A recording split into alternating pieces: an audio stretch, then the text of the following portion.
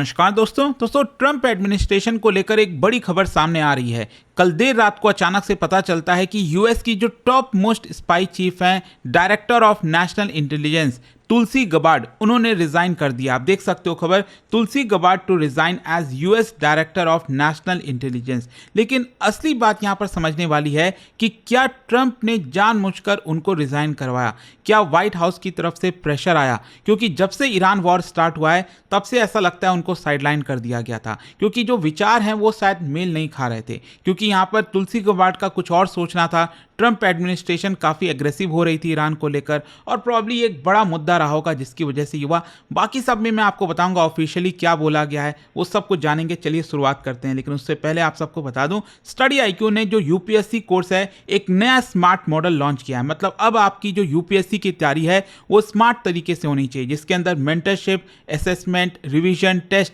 ये सब कुछ मिलेगा। और भी अगर आपको इस नए मॉडल के बारे में जानकारी चाहिए, ये फोन नंबर दिया, आप इस पर कॉल कर सकते हैं, जहां पर यूपीएससी के जो नए फीचर्स हैं वो आपको जानने को मिलेंगे। And use this code Ankit live maximum discount के लिए। चलिए शुरुआत करते हैं। सबसे पहले देखते हैं कि तुलसी गबार्ड हैं कौन। देखो, अगर आप अमेरिकन पॉलिटिक्स में देखोगे तो हाईली अनयूजुअल फिगर उनको माना जाता है, क्योंकि उनका जो जन्म है वो 1981 में अमेरिकन समोआ में हुआ। अगेन थोड़ा सा इसकी लोकेशन हम देख लेते हैं।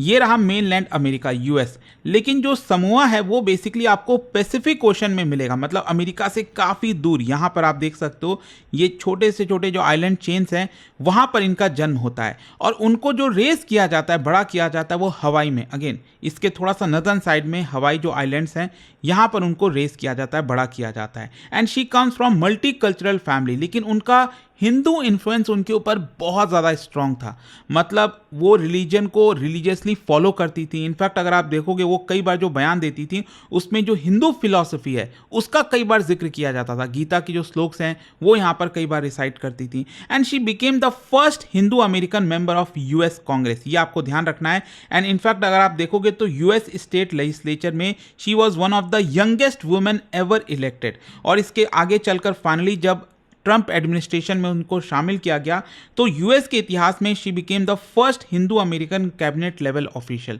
सो दैट इज वाई वो काफ़ी मायने रखती हैं। लेकिन सबसे इंपॉर्टेंट यहाँ पर जानने वाली बात है कि उनको स्पाई चीफ बनाने के पहले उनका जो मिलिट्री बैकग्राउंड है वो क्या था। क्योंकि तुलसी गबार्ड अगर आप देखोगे यूएस आर्मी नेशनल गार्ड के तौर पर और आगे चलकर आर्मी रिजर्व के तौर पर उन्होंने सर्व किया। And she served in middle east, जैसे इराक हो गया, कुवैत हो गया।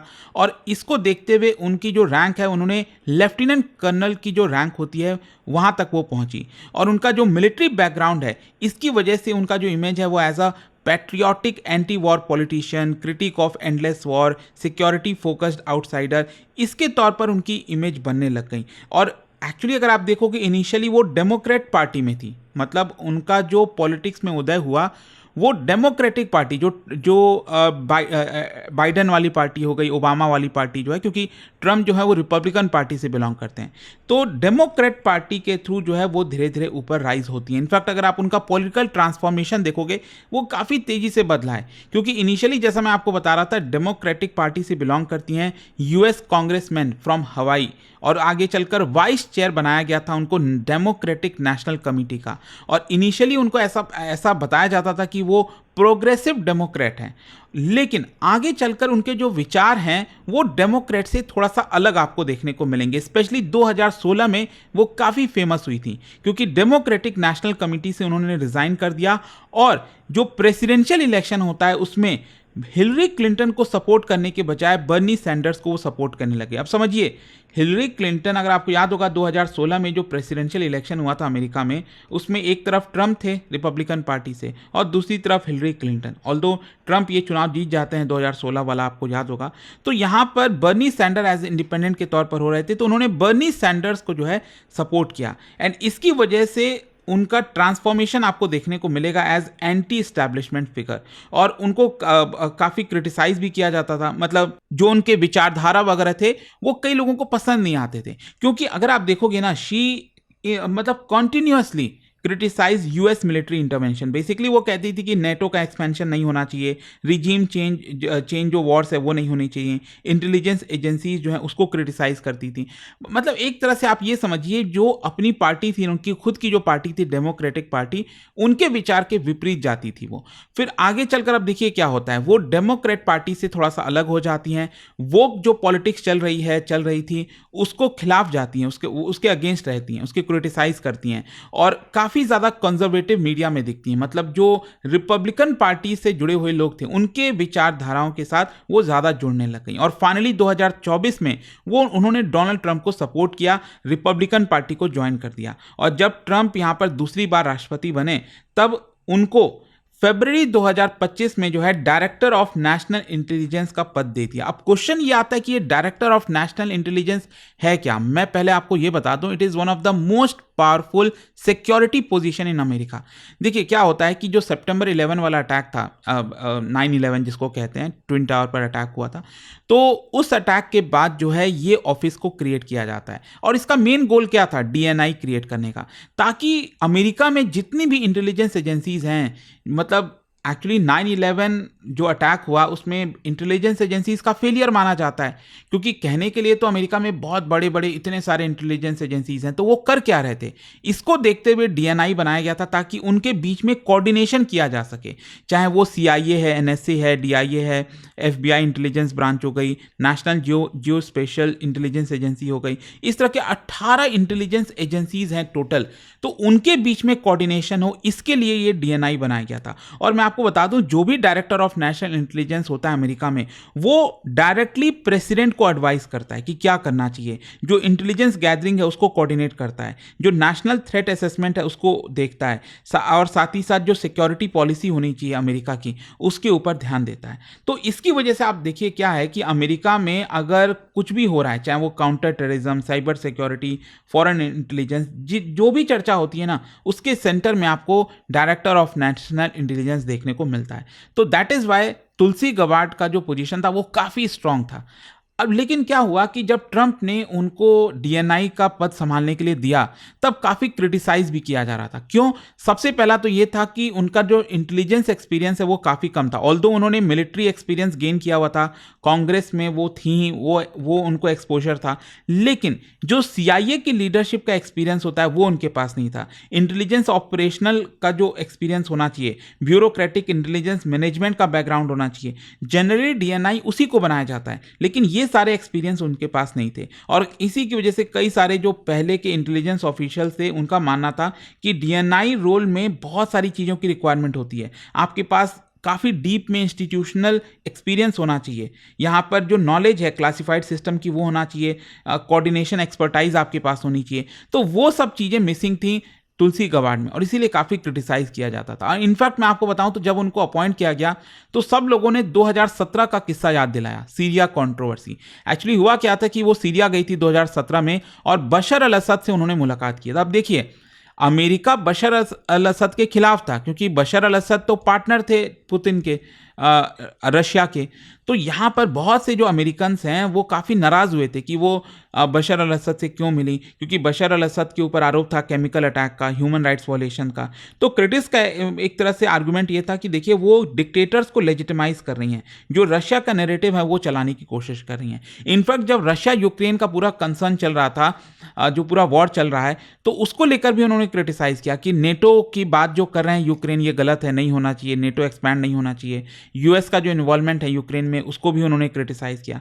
तो ओपोनेंट्स का ऐसा मानना था कि जो तुलसी गबार्ड है वो कहीं ना कहीं रशिया की विचारधारा पर जाती हैं, जो रशिया कहता है उसके साथ वो हो लेती हैं, लेकिन उन्होंने इसको कंप्लीटली रिजेक्ट किया था। उन्होंने कहा कि ऐसा कुछ भी नहीं है। इनफैक्ट शी आर्ग्यूड कि she is anti war, she is against unnecessary intervention, ऐसा उनका मानना था।